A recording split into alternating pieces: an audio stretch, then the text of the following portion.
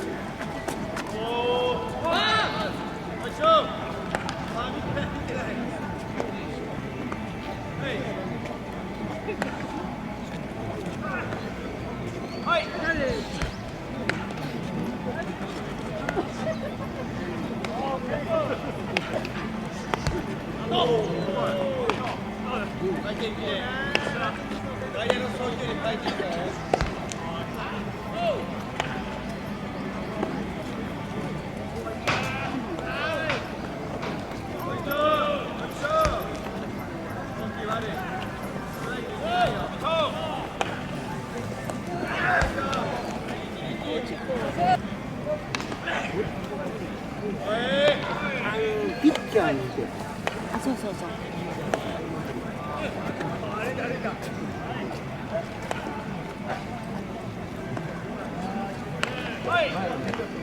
ドラフトにかかってたんでね。全然わからない誰が。球児がどこにいるかな。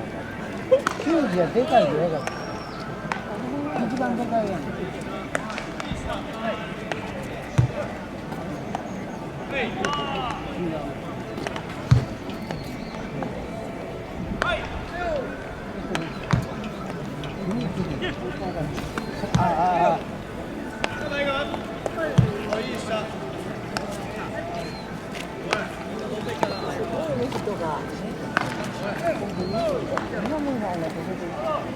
それは日曜日へ来たらもう自宅で。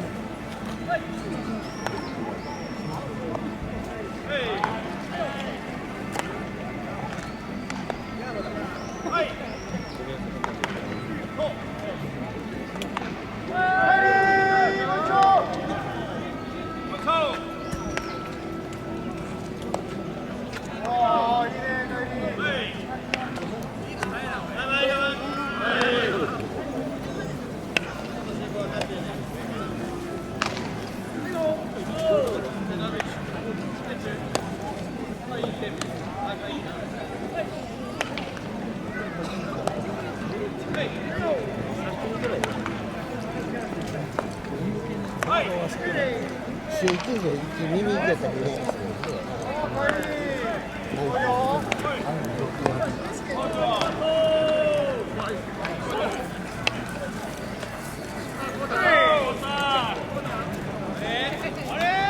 グリーンになるね。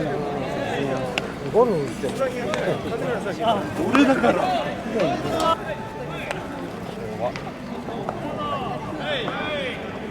通りましたよ。さっきまでね、上の上ってるのね。見てました。はい。